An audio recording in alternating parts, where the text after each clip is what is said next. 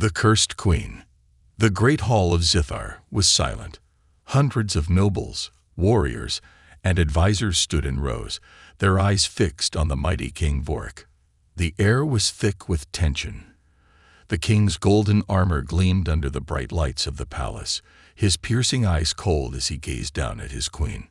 Queen Lyraya knelt on the cold stone floor before him. Her long silver hair cascaded down her back, her deep violet eyes filled with quiet rage. She did not beg. She did not cry. She was the queen of the Zithar Empire, yet today she was being cast away like a broken object. The king's voice echoed through the chamber, strong and merciless. Queen Lyraya has failed to give the empire an heir. For this, she is unfit to rule by my side. Gasps spread through the crowd, but no one dared to speak. It was an unforgivable crime for a queen to be barren in Zithar culture. A ruler's bloodline was sacred, and without a son to continue it, the empire would be seen as weak. Lyraya lifted her head slowly. Her face was calm, but her eyes burned with fury.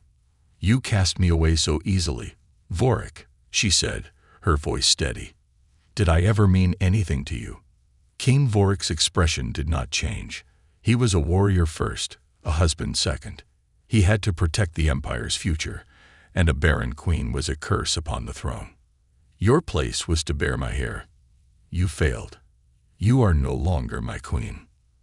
A cruel whisper spread through the court. Some looked at Lyraya with pity, others with satisfaction. Many had wanted her gone for a long time. Powerful nobles feared her influence, her intelligence, her strength. Now, their problem was gone. The royal guard stepped forward, their black armor shining under the palace lights. One of them unrolled a scroll, reading the final command. "Lyraya, former queen of Zithar, is hereby exiled to the wasteland of Sireth-9. She shall never return." The punishment was worse than death. Sireth-9 was a cursed place, a wasteland of burning sands, deadly creatures, and no escape. No one survived there for long. Still, Lyraya did not tremble. She stood up with pride, turning to face the crowd. "You all believe I am a curse," she said, her voice carrying through the hall. "But I tell you this, Vorik, fate is not as simple as you believe. You may cast me away today, but the future you seek will not come as you expect." King Vorik did not respond. He simply turned his back on her, signaling the guards to take her away. Cast away to Sireth-9. The journey to Sireth-9 was brutal. Lyraya was locked inside a small metal pod, the only window showing the endless black void of space. She felt no fear, only cold anger. When the pod crashed into the dusty surface of Sireth-9, the force knocked the breath from her lungs. The moment the doors opened, scorching heat hit her like a slap.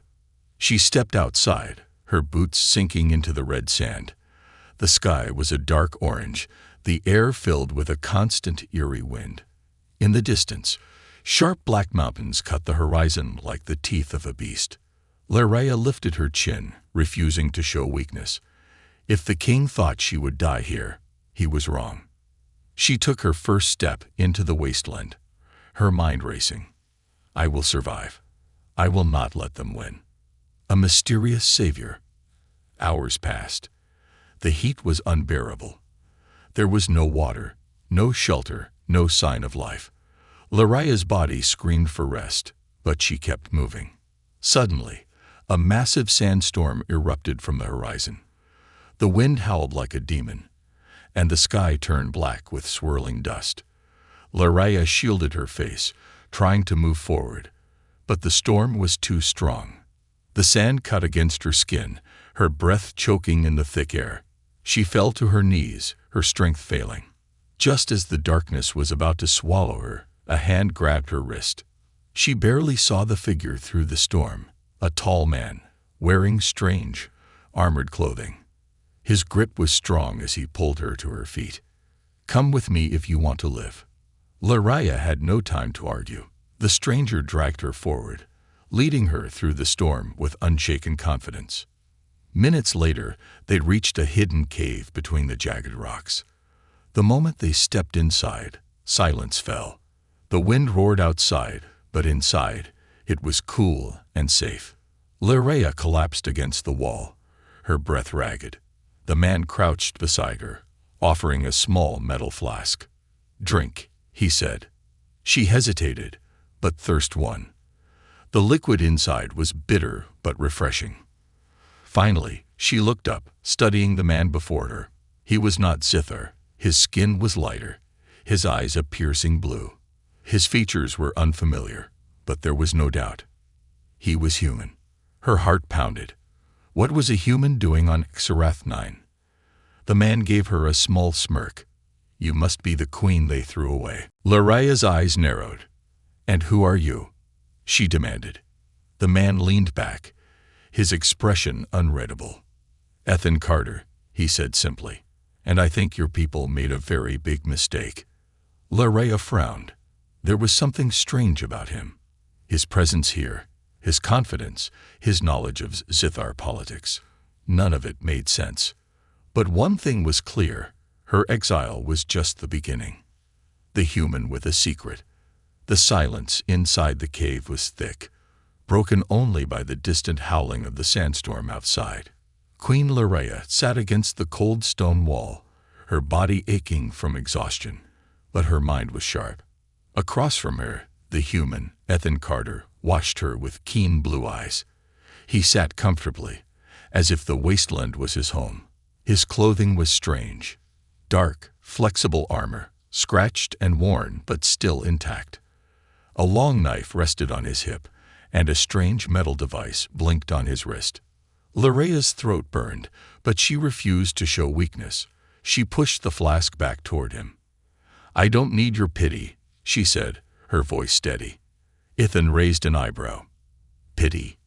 No, but if you die out here, I don't want to waste time burying you." Lyrea's eyes narrowed. There was something unusual about this man.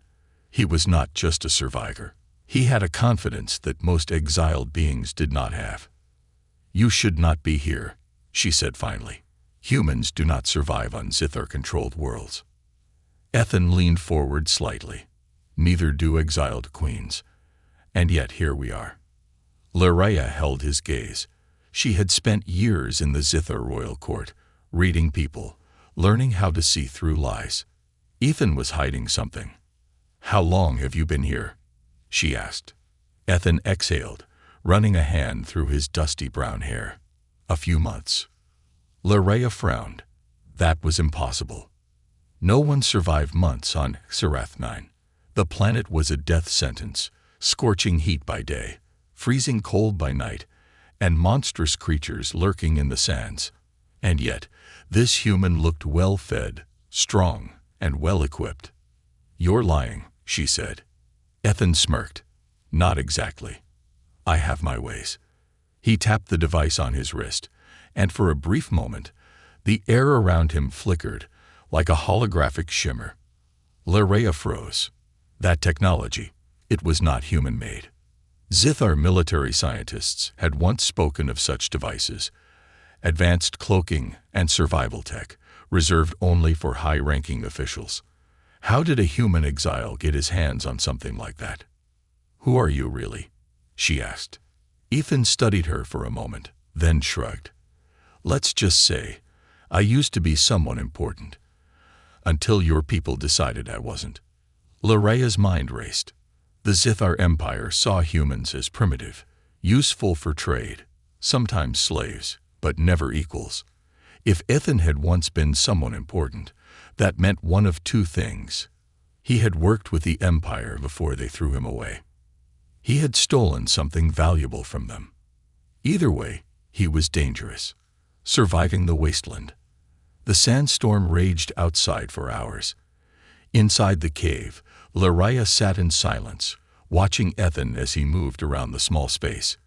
He had food rations, a water purifier, and heat generators, things no ordinary exile should have. "How do you have all of this?" she asked finally. Ethan chewed on a piece of dried food. "Like I said, I have my ways." Lyrea's patience thinned. She was not a woman who enjoyed riddles. "Why are you helping me?" she asked. "You do not know me. You do not owe me." Ethan's face darkened for the first time. He leaned forward, his voice lower now. "Because I know what it feels like to be thrown away." For the first time, Lariah saw something behind his confident smirk, something deeper. Pain. Regret. But before she could question him further, a distant rumbling made them both freeze. It was coming from outside. Ethan was on his feet instantly, pulling a small scanner from his belt. He glanced at the screen, and his expression hardened. "We need to move. Now." Lariah didn't argue. She grabbed the cloak Ethan tossed her and followed him as he silently led the way deeper into the cave. The beasts of Sereth-9. The cave opened into a vast underground network, tunnels carved by time and hidden from the surface. The deeper they went, the cooler the air became. "Where are we going?" Lariah asked in a hushed voice. "Somewhere safe," Ethan replied. Then suddenly, he stopped. Lariah followed his gaze. Ahead, in the darkness, something moved. A massive reptilian creature, nearly invisible against the rocky walls. Its skin shifted colors, blending into its surroundings. 6 legs, razor-sharp mandibles, a burrow stalker. Lariah's heart pounded. She had heard of these creatures, perfect hunters, nearly impossible to detect. They did not hunt with sight or smell. They hunted with vibration. Ethan raised a hand, signaling her to stay still. The burrow stalker tilted its head, its mandibles clicking together. It hadn't seen them yet. But then, a small rock crumbled from the cave wall. The creature's head snapped toward them. Then, in an instant, it charged. The escape. Ethan moved first, grabbing Lariah's arm and pulling her into a narrow passage between the rocks. "Run," he hissed. The beast slammed against the walls, shrieking in rage. Its claws tore through stone, barely missing them as they sprinted deeper into the tunnels. Lariah's lungs burned, but she kept moving. The tunnel twisted, turning sharply downward. The ground beneath them shook as the creature followed, its massive body crashing through the passage. Then, a dead end. Lariah whirled around. "There's nowhere to go." Ethan didn't hesitate. He lifted his wrist device and pressed a sequence of buttons. For a second, nothing happened. Then, the wall behind them opened. A hidden metal door, sliding open with a hiss. Without thinking, Ethan pushed Lariah inside, diving in after her just as the burrow stalker lunged. The metal door slammed shut, the creature's roar muffled by the thick steel. Silence. Lariah gasped for breath, her heart racing. She turned toward Ethan. "What was that?" she demanded. Ethan grinned, despite the near-death experience. "Welcome to my home." Lariah turned, and her eyes widened. They were standing in a massive underground facility, ancient, forgotten technology humming with power. And at the center of it all, resting beneath layers of dust and cables, a Zithar warship. Her exile was no longer about survival. It was about revenge. A sinister truth. The underground facility stretched before them, vast and ancient, humming with forgotten power. Dim, flickering lights illuminated the walls, revealing Zithar symbols carved into the metal. Dust covered everything, but the technology here was still alive, waiting, like a beast in slumber. At the center of it all lay the Zithar warship, sleek and deadly. Its black hull was cracked but still intact. It had been here for centuries, buried beneath the wasteland, abandoned by the empire that once ruled the stars. Queen Lariah stood frozen, her breath catching in her throat. This is impossible." Ethan Carter smirked, watching her reaction. "I take it you weren't expecting this." Lariah turned to him, her eyes narrowing. "How do you know about this place?" Ethan crossed his arms, his blue eyes gleaming. "Let's just say, I've had time to explore." Lariah clenched her fists. She had been queen of the Zithar Empire, yet she had never heard of an underground war facility hidden beneath Sereth-9. If a ship like this had existed, it meant only one thing. Someone in the Empire had kept it secret. Who built this place? She asked, stepping forward, running her fingers along the cold metal of the ship. Your people, Ethan said. Lareya turned sharply. Impossible. The Zithar never abandoned their war machines. Ethan chuckled darkly. That's what I thought too. Until I found this place. Lareya's mind raced. If this facility was real, if this ship still functioned, it could change everything. Then Ethan's voice turned serious. I need you to see something. He led her deeper into the facility, past rusting consoles and flickering screens, through narrow corridors filled with holographic data files frozen in time. Then they stopped in front of a large monitor, half buried under debris. Ethan pressed a few buttons, and suddenly, a face appeared on the screen. Lareya's blood ran cold. The image was grainy, recorded long ago, but she recognized him instantly. The royal physician. The man who had treated her for years. The man who had told her, again and again, that she was barren. And now, here he was, on a hidden recording, speaking to someone in a hushed, urgent voice. The procedure is complete. She will never bear an heir. Lareya's breath caught in her throat. The queen suspects nothing, the physician continued. She believes it is her own failing. The king will exile her soon. Lareya staggered back, gripping the console for support. She wasn't born barren. They made her barren. It wasn't fate. It wasn't bad luck. It was a conspiracy. The king's own advisors had taken away her ability to have children, to remove her from power. Her hands shook with fury. Vorik, she whispered. Ethan watched her carefully. Now you know the truth. Lareya's heart pounded. Her own husband had believed the lie, had cast her away because of it. Her anger burned hot inside her chest. Why? She demanded. Ethan exhaled, crossing his arms. Your people follow old traditions. A strong empire needs a strong heir. But you were different. Lareya turned to him, her violet eyes blazing. Different how? You wanted change, Ethan said simply. I read the records. You believed in opening peace talks with other species. You wanted to end the Empire's endless war expansion. That made you dangerous. Lareya's hands clenched. So they destroyed my future to keep their power. Ethan nodded. The Zithar High Council feared you would make the Empire weaker, and they knew the king would never question their decision if they told him you were barren. A bitter laugh escaped Lareya's lips. They thought exiling me would make me disappear. She turned, gazing at the warship once more. They were wrong. The plan for revenge. Lareya stood before the ship, her mind racing. This was no longer about survival. This was about justice. If this ship still functions, we can leave Sireth 9, she said. We can return to the Empire. Ethan raised an eyebrow. And then what? Walk up to the king and say, hey, surprise, I'm back. Lareya's lips curled into a dangerous smile. No. She placed a hand on the cold surface of the ship. We will make them regret ever casting me away. Ethan studied her for a moment. Then, for the first time, he grinned. Now that's the spirit. Lareya turned to him. Can you repair it? Ethan shrugged. It'll take time. This thing is old, but if we can restart the core systems, we'll have a fully armed Zithar battleship at our command. Lareya's eyes burned with determination. Then we start now. Activating the warship. For days, they worked tirelessly. Ethan used his knowledge of Zithar technology, bypassing security codes, rerouting power, reactivating ancient systems.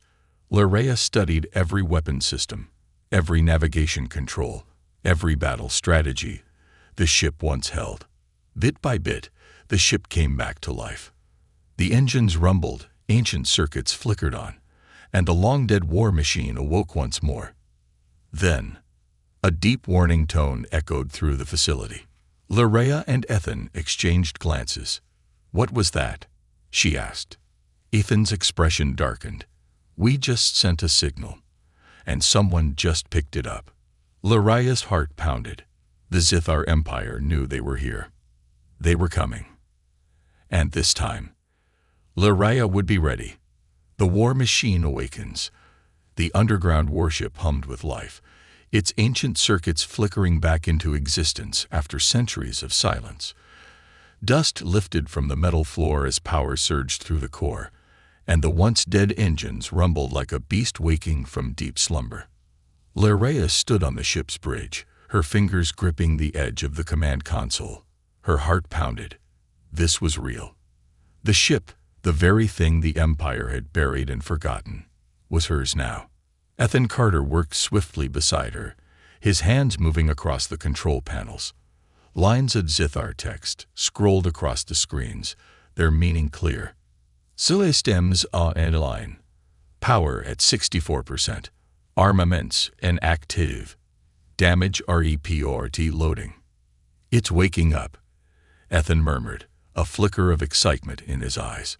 Laraya exhaled slowly. How soon can we make it fly?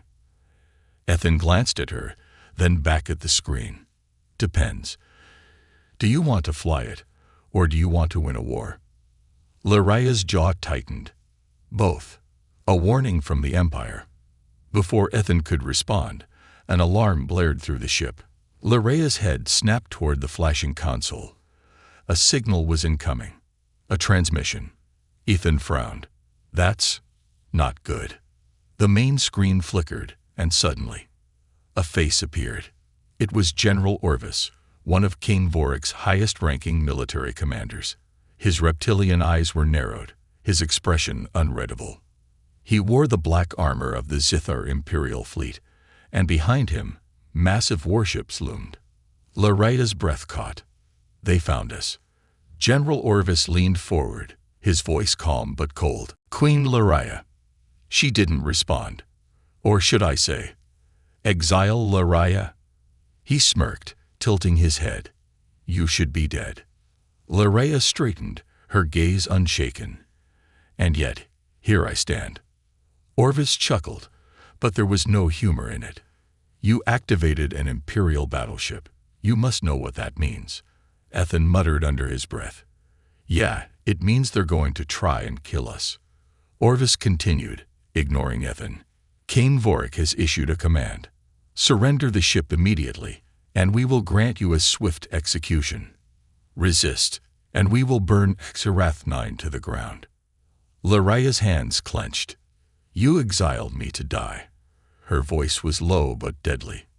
Now you come here, demanding my surrender. You should have killed me when you had the chance. Orvis smiled. Oh, we will. The screen flickered off. For a moment, there was silence. Then, a deep rumble shook the underground cavern. The Empire attacks.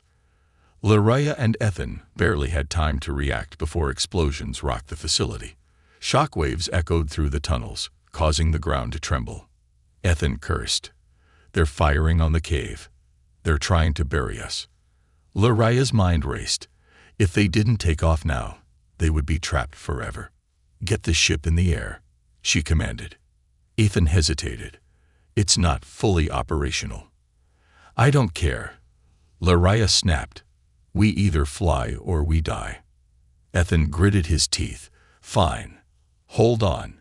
He slammed his fist on the ignition sequence. For a moment, nothing happened. Then, the ship roared to life. Engines flared, shaking the entire cavern. Debris rained down from the ceiling as the massive warship began to rise. Outside, Zithar warships hovered in the sky, their cannons locked on the cave below. Soldiers prepared for an invasion, expecting to storm the tunnels and finish what their king had started. But then, the ground beneath them exploded.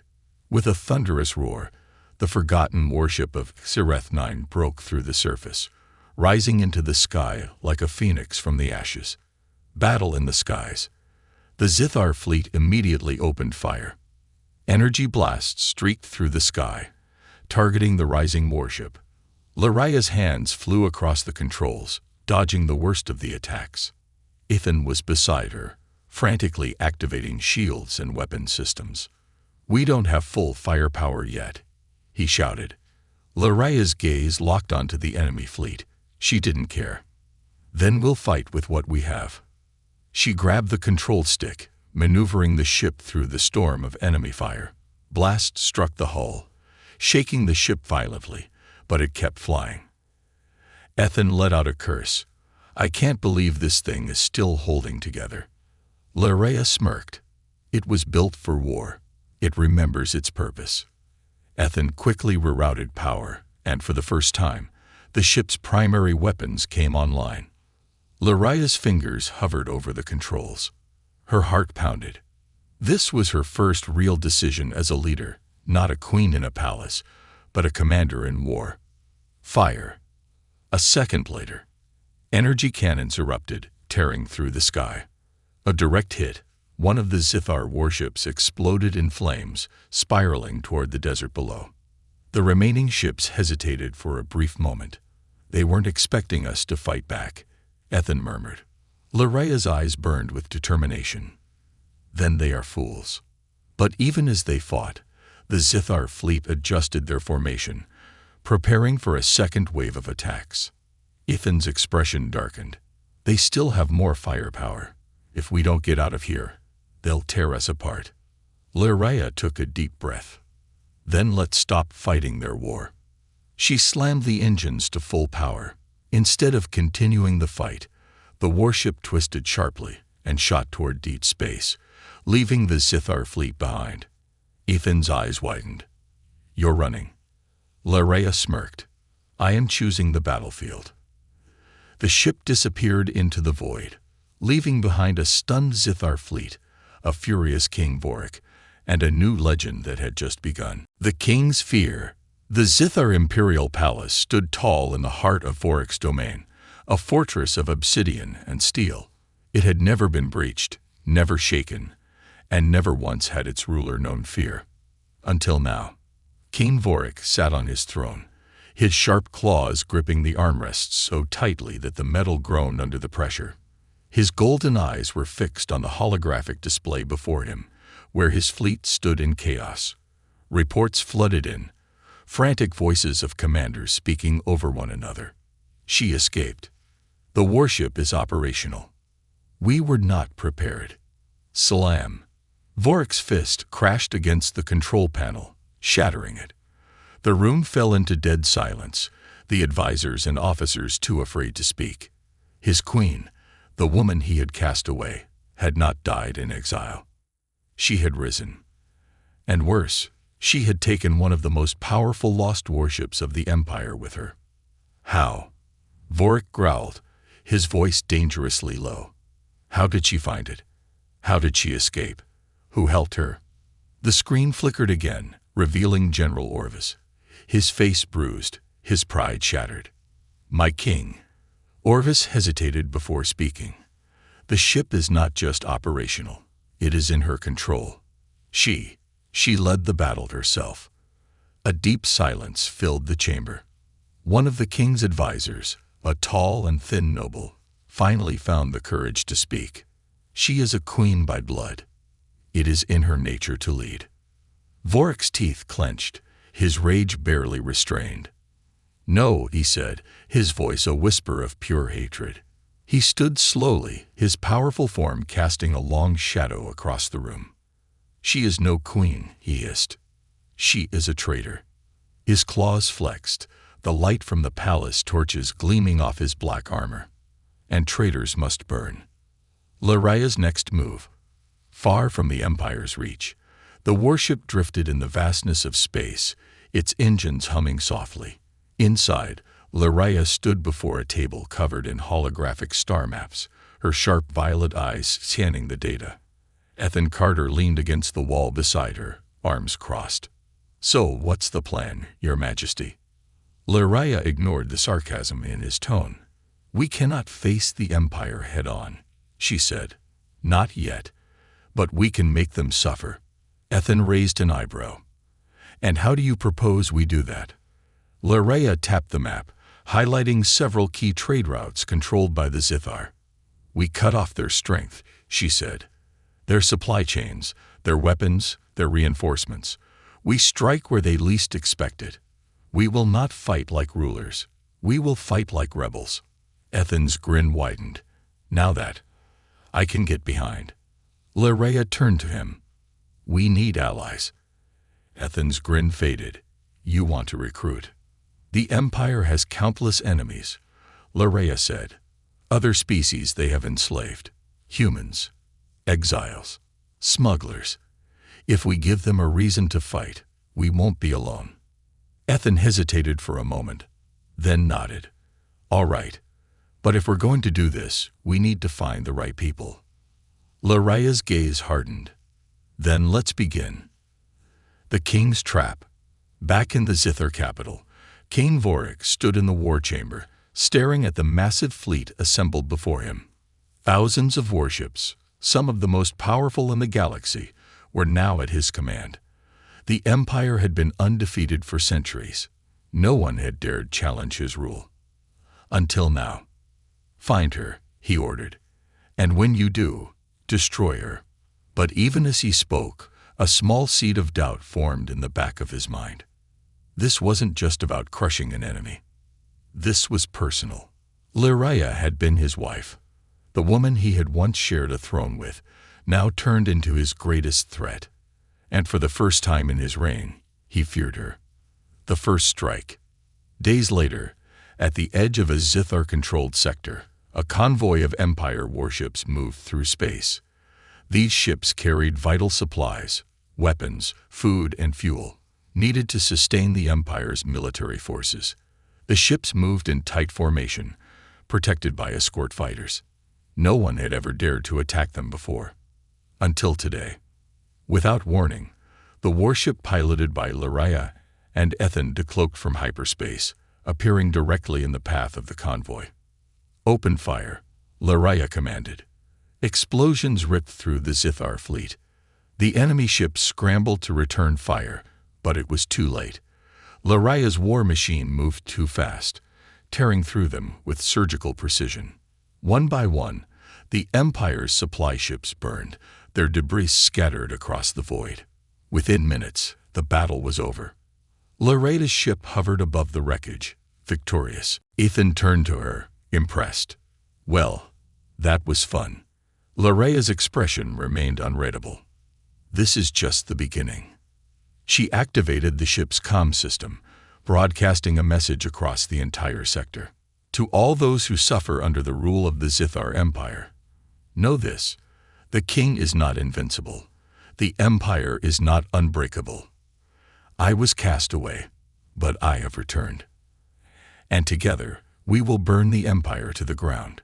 The message spread like wildfire, reaching rebels, exiles, and outlaws across the galaxy. A new force was rising, and for the first time in Zithar history, King Vorik's rule was threatened. The human weapon. The galaxy was changing. Larea's message of defiance had spread far and wide, reaching ears that had long been silenced under the iron rule of the Zithar Empire. Outlaws, smugglers, and former Zithar soldiers who had lost everything to the Empire listened. And some of them answered. The birth of a rebellion. The warship that Larea and Ethan now commanded had become more than a relic of the past. It was a beacon of rebellion. At the edge of an uncharted nebula, a meeting was taking place. Inside the warship's command hall, figures from dozens of species stood in uneasy silence. They were pirates, mercenaries, exiles, and desperate survivors. Some had once fought for the Empire. Others had been hunted by it.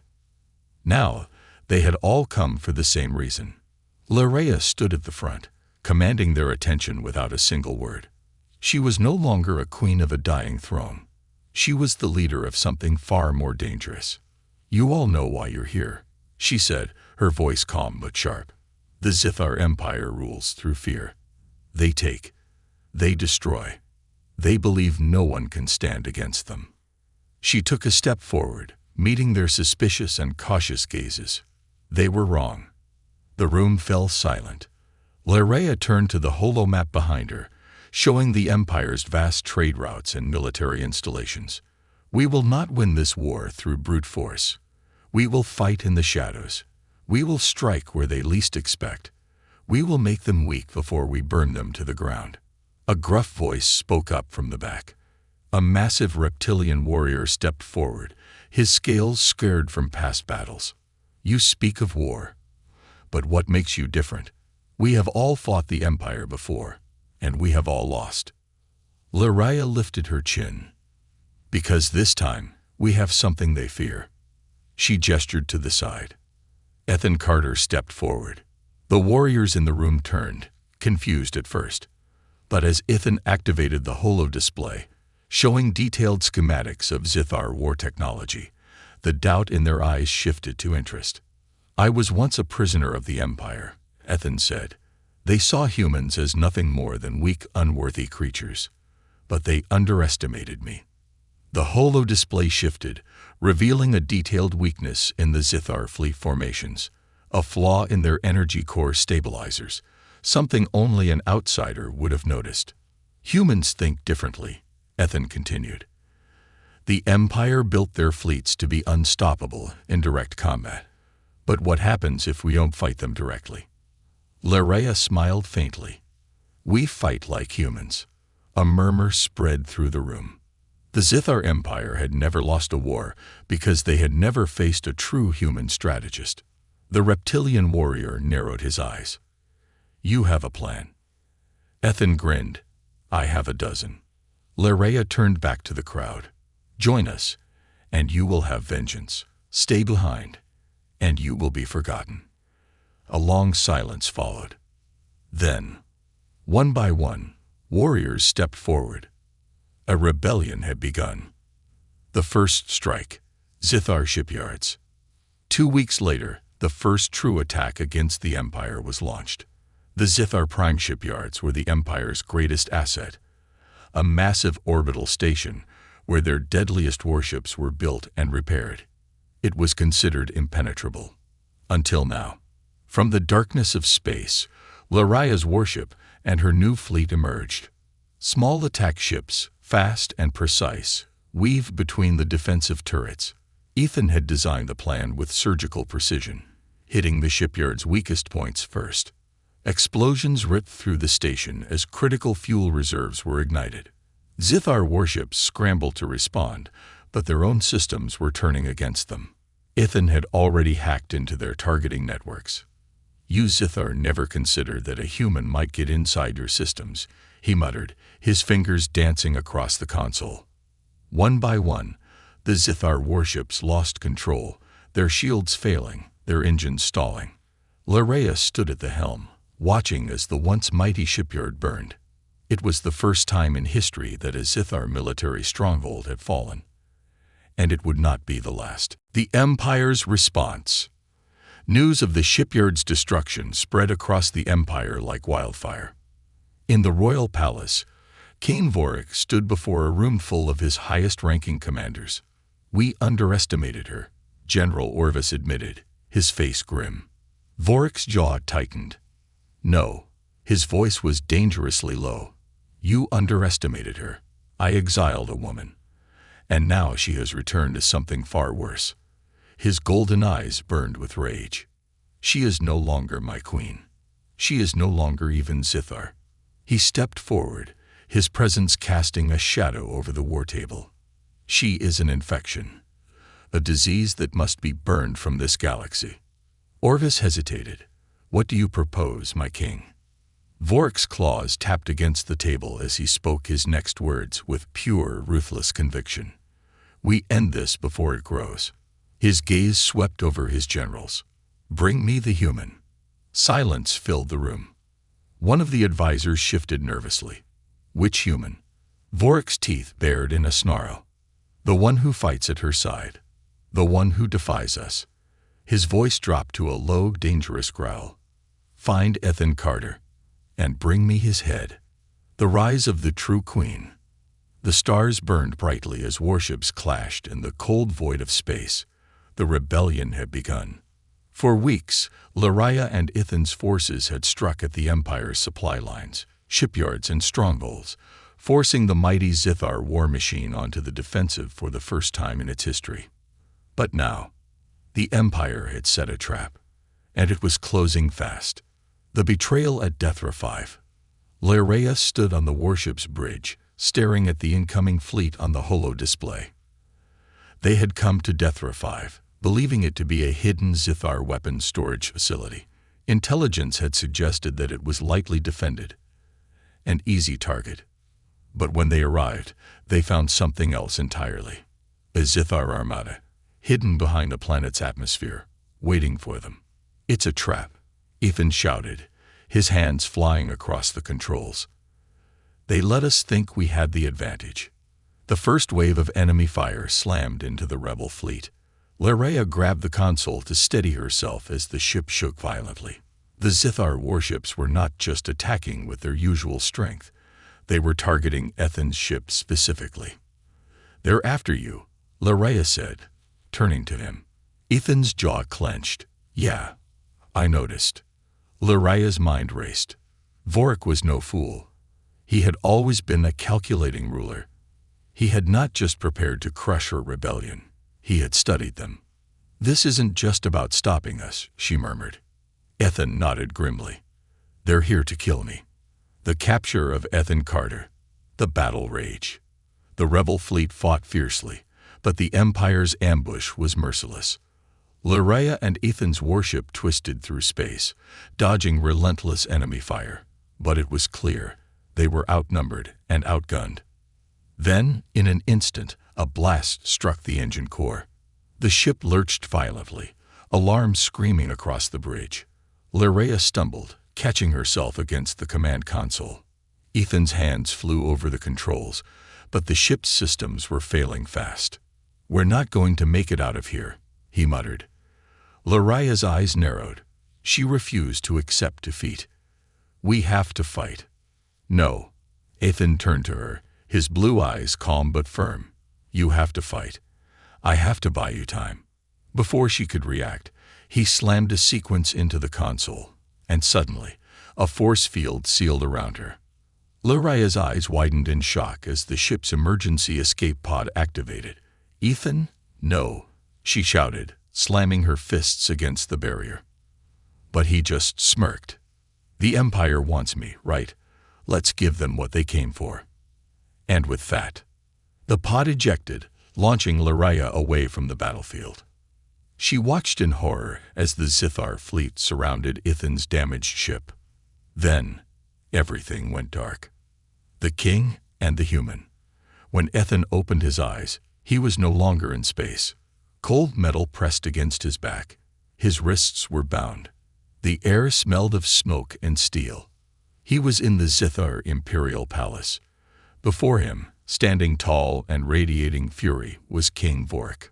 The Zithar ruler's golden eyes burned with cold rage as he stepped forward. "Ethan Carter," he said, his voice dangerously low. "The human who fights for my fallen queen." Ethan chuckled, despite the pain in his ribs. "I wouldn't say fallen. More like rising like a nightmare you can't kill." Vorik's eyes flashed with anger. Without warning, he struck Ethan across the face, sending him sprawling to the floor. "You are nothing," the king growled. "A primitive species. A weakling who should have died in the dust of Xereth 9. Ethan grinned through the blood in his mouth. "Funny. I was just thinking the same thing about you."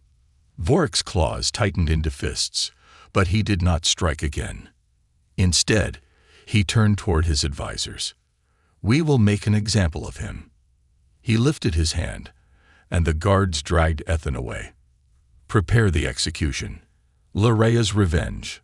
Somewhere, deep in an uncharted sector, Lyraea woke up. She was inside the escape pod, drifting alone in space. Her heart pounded as the reality of what had happened crashed over her. Ethan was gone, captured, taken to the Empire. She had lost everything once before. She would not lose again. With steady hands, she activated the emergency beacon. Seconds later, a familiar voice crackled through the comms. "Lyraea, what happened?" It was the reptilian warrior from the rebellion, one of her new commanders. Leraya's eyes burned with fury. "Prepare the fleet," she said. "We are going to war." The final battle.